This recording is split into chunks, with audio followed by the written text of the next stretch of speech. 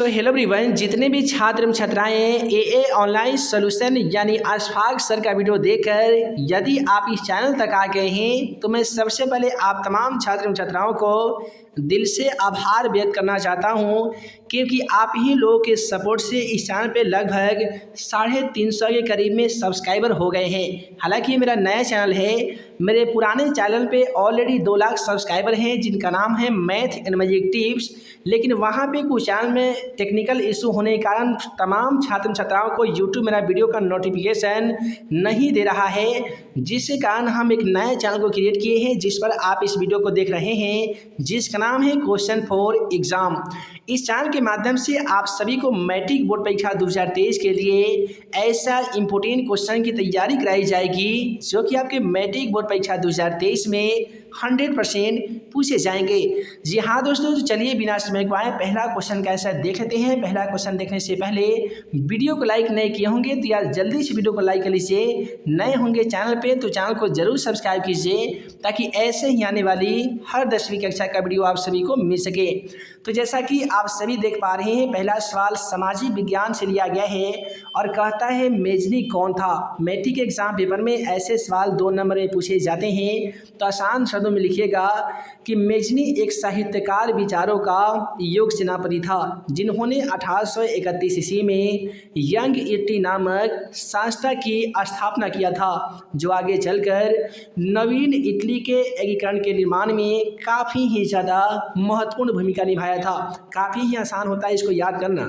केवल इतना जान लीजिएगा कि मेजनी एक साहित्यकार गणतांत्रिक विचारों का योग सेनापति था, यानी कि योग सेनापति होने के लिए जो जो गुण होने चाहिए वो सभी के सभी जो गुण था वो मेजनी के अंदर समाहित था। दोस्तों, मेजनी ही एक ऐसा व्यक्ति था जिन्होंने 1831 ईस्वी में यंग इटली नामक संस्था की स्थापना किया था, जो आगे चलकर नवीन इटली के निर्माण में काफ़ी ही ज़्यादा महत्वपूर्ण भूमिका निभाया था। उसके बाद में अगला सवाल क्वेश्चन नंबर 2 कहता है कि जर्मनी के एकीकरण में ऑस्ट्रिया की क्या भूमिका थी।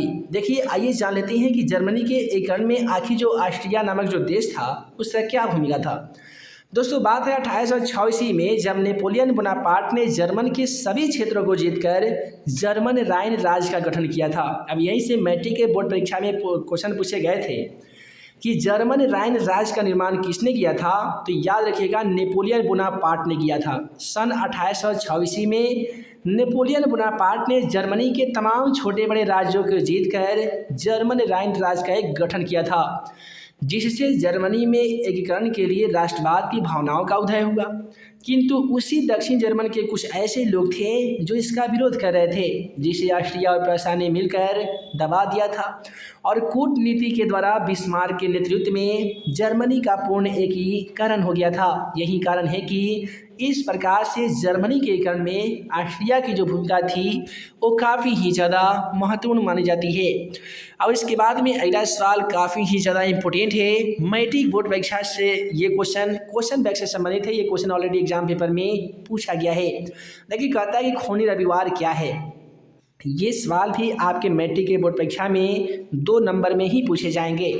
आसान शब्द में लिखिएगा कि बात है 9 जनवरी 1905 ईस्वी को, जब रूस की जनता एक प्रार्थना पत्र को लेकर जार की महल की ओर जा रही थी, जिस पर जार के सेनाओं ने उन्हें अपना विरोधी समझकर उन पर बर्बरता पूर्वक गोलियों की बारिश कर दी, जिसमें हजारों मजदूर मारे गए थे और कई हजार मजदूर घायल हुए थे।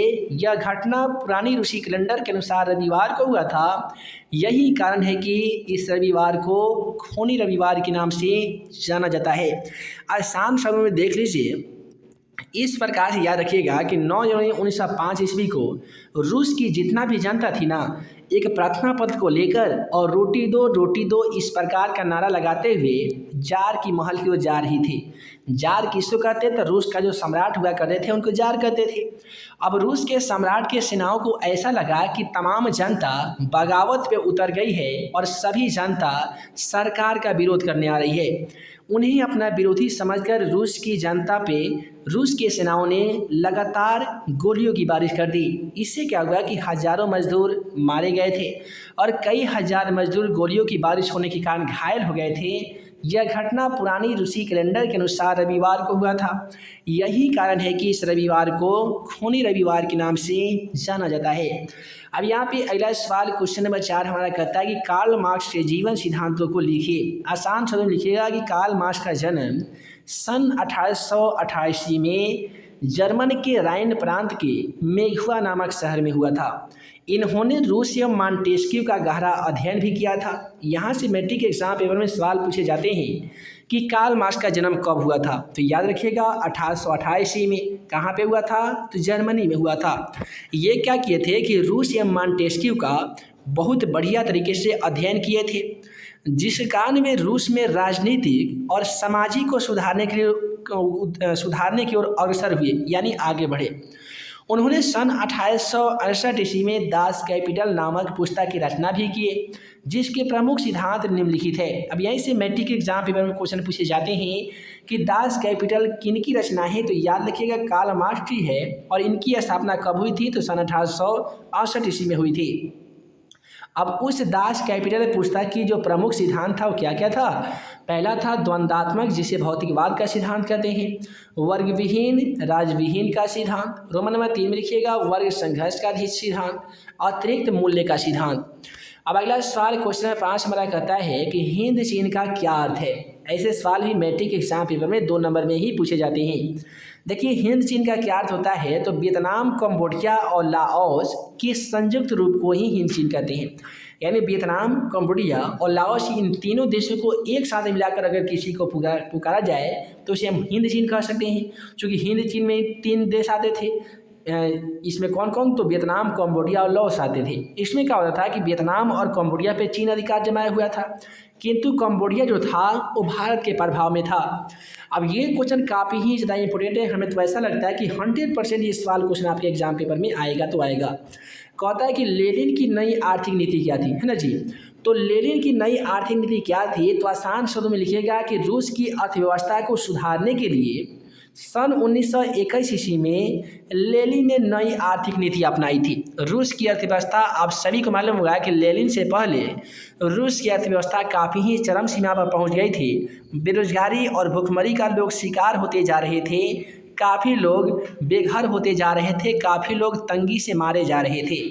तो रूस की अर्थव्यवस्था को सुधारने के लिए सन 1921 ईस्वी में लेनिन के द्वारा नई आर्थिक नीति अपनाई गई थी। यहीं से मैट्रिक एग्जाम पेपर में सवाल पूछे जाते हैं कि नई आर्थिक नीति कब अपनाई गई थी, तो सन 1921 ईस्वी में। और नई आर्थिक नीति किसने लागू किया था, तो लेनिन ने। अब इसके अनुसार क्या हुआ कि लोगों को सीमित संपत्ति रखने की छूट दे दी गई। रेलवे तथा बैंकों का राष्ट्रीयकरण कर लिया गया। चर्च की संपत्ति जब्त कर ली गई, जिससे उद्योगों में वस्तुओं के उत्पादन में काफ़ी ज़्यादा वृद्धि हुआ, जिससे रूस की स्थिति काफ़ी ही ज़्यादा मजबूत हो गई थी। अब आइए अगला सवाल क्वेश्चन नंबर 7 के अकॉर्डिंग देखते हैं। कहता है कि जिनेवा समझौता कब और किसके बीच हुआ था। तो आसान शब्द में लिखिएगा कि जिनेवा समझौता सन 1854 ईस्वी में साम्यवादी और अमेरिका के बीच में हुआ था। मैट्रिक एग्जाम पेपर के ऑब्जेक्टिव सवाल में पूछे जाते हैं जिनेवा समझौता कब हुआ था, तो बता दीजिएगा कि सन 1954 ईस्वी की बात है जब जिनेवा समझौता हुआ था। और ये किन 2 देशों के बीच हुआ था, तो साम्यवादी और अमेरिका के बीच हुआ था। इसके अनुसार क्या हुआ कि वियतनाम को 2 भागों में बांट दिया गया। एक का नाम पड़ा उत्तरी वियतनाम, जहाँ पे साम्यवादियों की सरकार बनी थी, और दूसरा का नाम दिया गया दक्षिण वियतनाम, जहाँ अमेरिकी समर्थित पूंजीपतियों की सरकार बनाई गई। अब अगला सवाल काफ़ी ही ज़्यादा मज़ेदार है और सवाल कहता है कि हो ची मिन्ह मार्ग क्या है। ऐसे सवाल भी 2 नंबर में ही एग्जाम पेपर में पूछे जाते हैं। तो आसान शब्दों में लिखिएगा कि हो ची मिन्ह मार्ग एक प्रकार का भूल भुलैया है। भूल भुलैया तो आप सभी जानते ही होंगे, कोई ऐसा घर जिसमें जाने के बाद निकलने का कोई रास्ता ही जल्दी मालूम ना चले, उसे भूल भुलैया घर कहते हैं।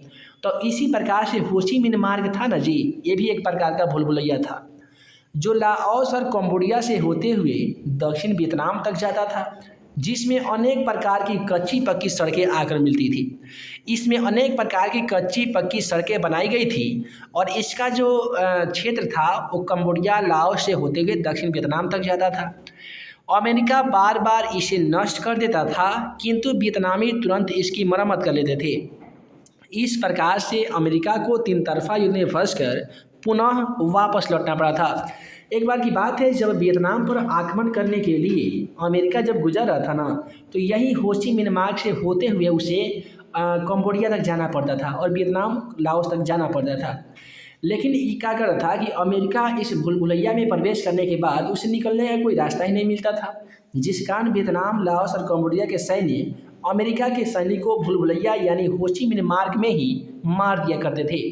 अमेरिका बार बार इसे नष्ट करके पूरे आकृति को खत्म करने की कोशिश करता था, लेकिन नष्ट तो दिन में कर देता था। लेकिन वियतनामी इतने ज़्यादा बुद्धिजीवी वर्ग के लोग थे कि तुरंत रातों रात इसकी मरम्मत कर लेते थे। इस प्रकार पहला ये युद्ध था जिसमें अमेरिका को तीन तरफा युद्ध में फंसकर पुनः वापस लौटना पड़ा था। और इसी का बदला सनाने के लिए अमेरिका बाद में क्या किया कि एजेंट ऑरेंज का बारिश वियतनाम पर कर दिया, जिसमें हजारों लोग जलकर मारे गए थे। अब देखिए यहाँ पे अगला सवाल क्वेश्चन नंबर 9 हमारा कहता है, चंपारण सत्याग्रह का संक्षिप्त विवरण दीजिए। आसान शब्द में लिखिएगा कि चंपारण सत्याग्रह आंदोलन चंपारण के नील उत्पादक किसानों की दयनीय स्थिति से संबंधित है।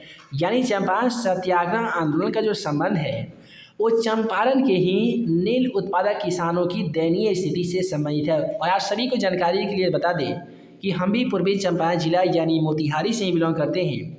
उसके बाद में लिखिएगा कि अंग्रेज किसानों से ज़बरदस्ती नील की खेती करवाते थे। इससे क्या हो जाते थे कि उनकी ज़मीन बंजर हो जाते थे। दूसरी ओर बगान मालिक ने लगान में काफ़ी ही ज़्यादा वृद्धि कर दिया था, जिससे किसान काफ़ी परेशान थे। अतः महात्मा गांधी राजकुमार शुक्ल के अनुरोध पर चंपारण आए थे और चंपारण आकर सन 1917 ईस्वी में चंपारण सत्याग्रह आंदोलन की शुरुआत की, जिसके आगे ब्रिटिश सरकार को झुकना पड़ा था। और वही वो आंदोलन था जो राष्ट्रीय आंदोलन में सबसे पहले महात्मा गांधी का यह सत्याग्रह का जो शुरुआत है वो चंपारण जिला से ही हुआ था। और आप सभी को बता दें कि यही वो आंदोलन था जिसमें ब्रिटिश सरकार को झुकना पड़ा था। और उसके बाद में चंपारण में सदियों से आ रहे नील किसानों की जो दयनीय स्थिति थी उनका भी समाधान हुआ।